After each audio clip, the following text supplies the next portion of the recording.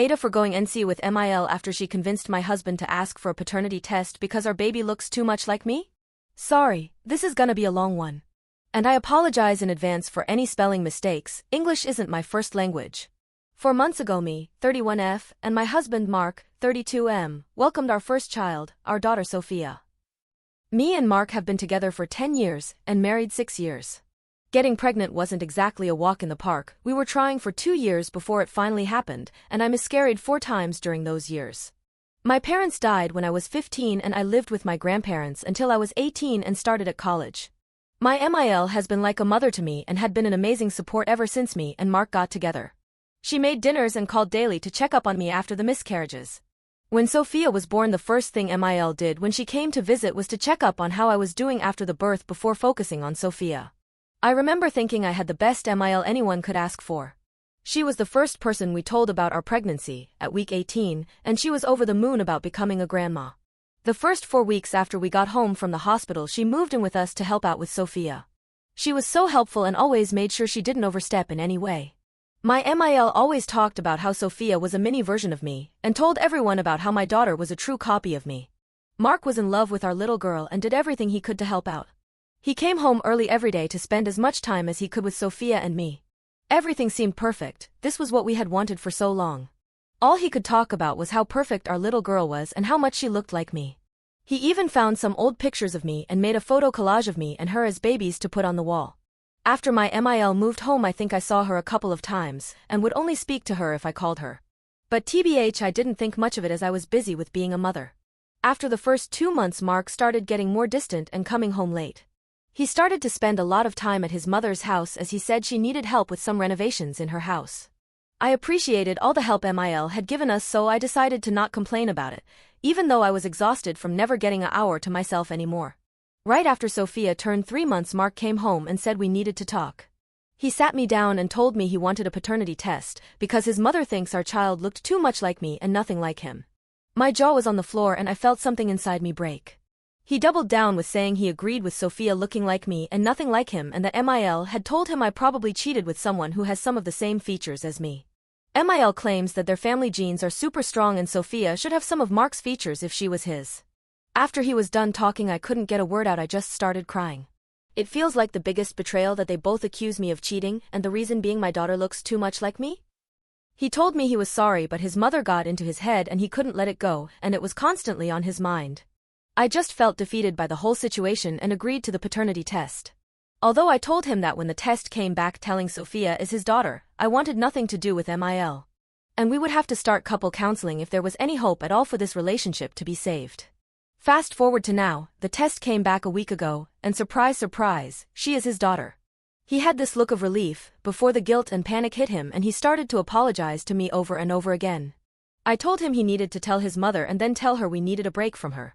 Surprisingly, he was all for it, and I could hear him yelling at her for making him doubt me and telling her we didn't want any contact for a while. Mark blocked her number after hanging up, so she started to call and text me. It switched from that she was sorry, and I was horrible for not seeing it from her point of view and taking away her family. I blocked her too, but some of his extended family has messaged both Mark and me calling us cold-hearted for cutting MIL out the way we have. I have started to doubt my decision, thinking I was too harsh after being hurt. Maybe I made a mistake by distancing ourselves from MIL. After all, she was just looking out for her only son. So Reddit, AITA? Edit.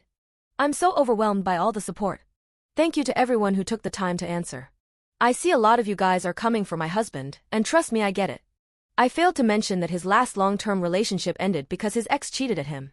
His mother also divorced his father due to infidelity.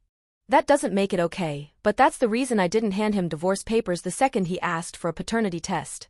I know he has a lot of trust issues, and so does his mother. He has been in therapy before because of his issues and has contacted his psychiatrist and gonna start up therapy again, and we are also going to our first couple counseling later this week. Update. I'm still overwhelmed with all the support and feedback my last post got. I spend a lot of time reading through comments and the messages people sent me. Since I'm still getting messages asking about my situation, I felt like I should make an update for those who still cares. So, buckle up. First of all, a lot of you were saying I should have given my husband divorce papers along with the result of the paternity test. If it wasn't for his past, I would have done it. That being said, he has been my rock during the circus our life has become. Like a lot of you did foresee, my MIL did not react well to us going NC with her. She told his whole family that I made my husband going NC with her because I was jealous of their close bond. She told them I had threatened him with kidnapping and drowning our daughter. His family blew up my phone with calls and nasty messages. It got so bad that I had to change my number and deactivate my FB account. 5 weeks ago, Child Protective Services came to our house after getting an anonymous tips about me physically abusing Sophia. We got cleared quick, but I was so overwhelmed and drained after all of this. Me and my husband agreed that I would take Sophia with me and visit my friend for a week. He stayed at home and did everything in his power trying to inform his relatives of the real story. Several of his family members were mortified and flabbergasted about the whole situation. Most of them did try to apologize. I wish I could say that that was the end of it, but this was only the start. The day after I left to visit my friend, my MIL came to our house. She was banging at the door screaming for us to let her in and that I couldn't keep her grandchild and her son away from her. My husband was at work, so we both saw the whole thing through our security camera. She stayed outside our house for about an hour and only left because our neighbor threatened to call the cops. My husband called the cops later that day trying to report his mother, but was told she hadn't really done anything wrong, and since she wasn't posing a threat they couldn't do anything. That was until 2 days later.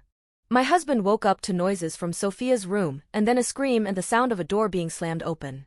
From what he told me, he jumped out of bed running to the bedroom door to lock it while he called the cops. Seconds after he locked the door, his mother started to pull the door, hitting and kicking it while screaming that we couldn't keep her away from her grandchild. She screamed that no matter what she was gonna get Sophia. The cops arrived while she was still kicking and screaming, and she was arrested for breaking in and threatening our family. She had used her spare key to lock herself in. My husband and the police thinks that she tried to kidnap Sophia. Saying I was scared out of my mind is an understatement. I had a full-blown panic attack when my husband called me about it.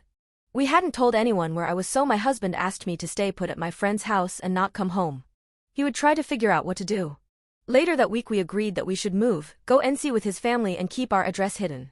My husband talked with his boss and he explained the situation and was offered to move city and got a couple of weeks of so we could have some time to find somewhere to live and get everything in order. At the moment our old house is out for sale. We have moved to another city and we are trying to make this new house our home and putting our life back together piece by piece. Right now my life feels like a really bad movie and I still can't understand how my life got turned upside down so fast and why my MIL snapped. We are both seeing a therapist. My panic attacks are still pretty bad and probably will be for a while. We are mourning the life we had. We are both trying to heal and do everything we can to make life as normal as possible for our daughter's sake.